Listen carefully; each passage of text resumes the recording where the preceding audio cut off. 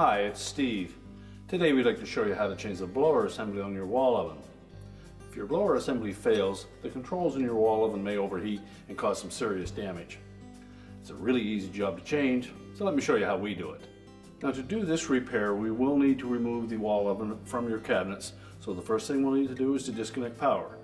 Locate your electrical panel, remove the appropriate fuses or turn off the appropriate breaker, and then we'll need to pull it far enough forward that we can disconnect the harness connector to your electrical box. If you require an electrician to do this job, you should contact one ahead of time. Once we've done that, we can pull that oven out far enough, get it on a suitable work surface that will support the weight of it, and then we'll need to get to the back of the oven to do the repair. Now that we have the wall oven removed from the cabinets and it's on a suitable work surface, we're next going to remove this back panel as well as this top piece so that we can access that blower housing.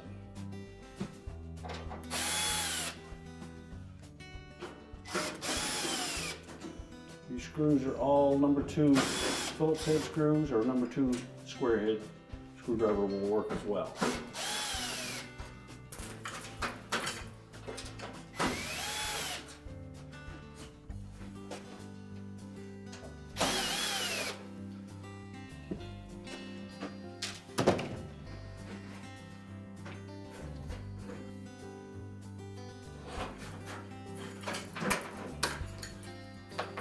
You may also need to release the screw that secures the clamp for that BX cable. And just tilt that out of the way. Remove that panel. And next remove 2 screws on either side of that short panel across the top.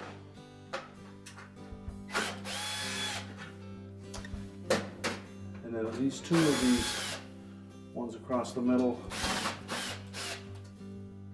probably just loosen the top or the center one. Then lift that up, set that out of the way. Now we'll go ahead and remove the rest of the screws that secure that back panel.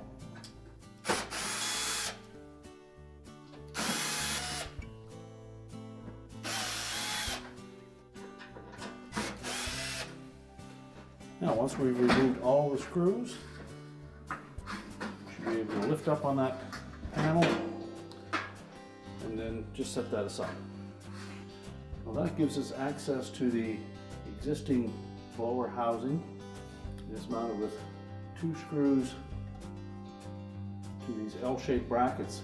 If your model does not have that style of a bracket, there are new brackets included with the kit, and just follow the instructions to install it on your model.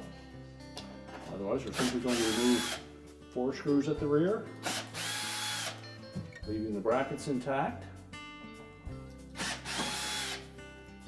Now once we remove the 4 mounting screws across the back, there is also another screw that attaches to that small piece of ductwork there.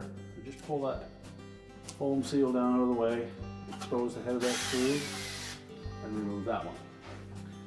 Now we should be able to lift that assembly up out of the way. We can pull it far enough forward that we can disconnect the wires to the connectors. We just check both of those, make sure there's no signs of arcing or corrosion, and if so, you'll need to replace them. We can then discard the old motor assembly. Now if you didn't have to change your mounting brackets, we can continue with our repair. So our next step will be to reconnect those 2 wires to the motor. Make sure they go on nice and firm, good and snug. And we're going to position that motor so that these mounting tabs are on the outside of those mounting brackets. But we'll slide that tab on that vent portion, put it over the outside.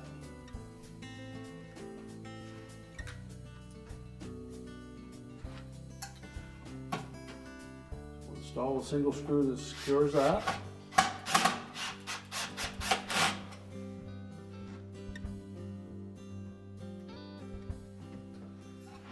Line up the screws on the mounting bracket.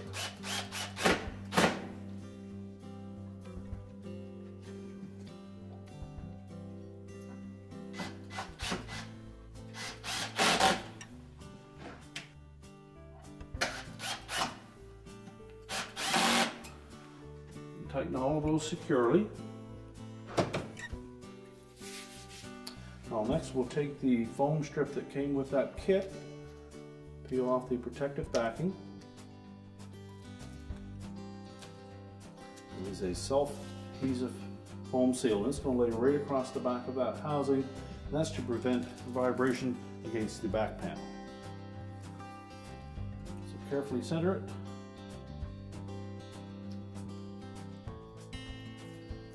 And then press it up against the new blower housing.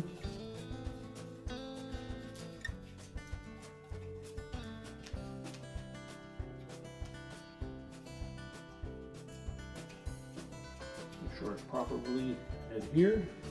We can now reinstall the back panel. We just want to make sure that that center tab is on the outside edge of that lower bracket.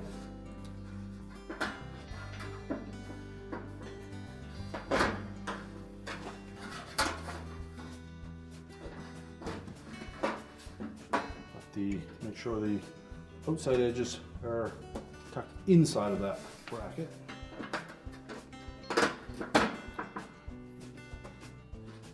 Screw hole should line up, and then we can go ahead and reattach the retaining screws.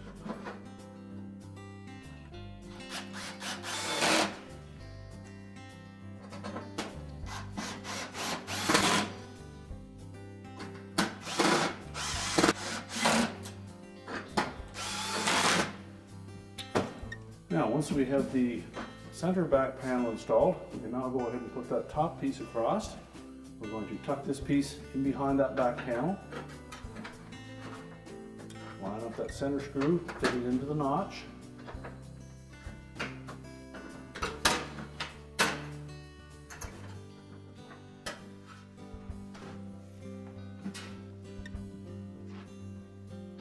And then reinstall the retaining screws.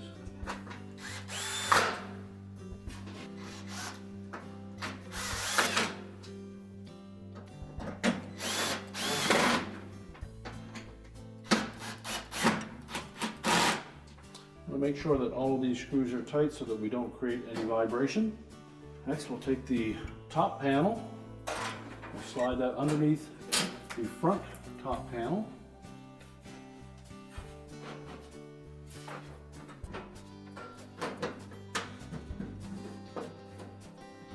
And again, just reinstall the retaining screws.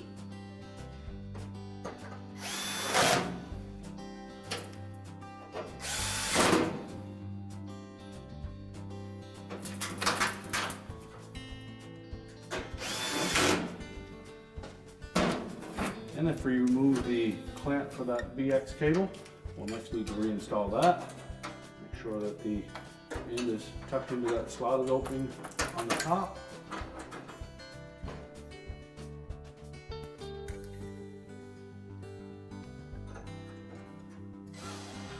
And then secure it with a screw. Make sure there's no strain on that cable. Now we're ready to put the oven back into the wall cavity and reconnect the wire harness. Now, once we have the wall oven pushed back into the cabinets and reconnect the power, our repair is complete.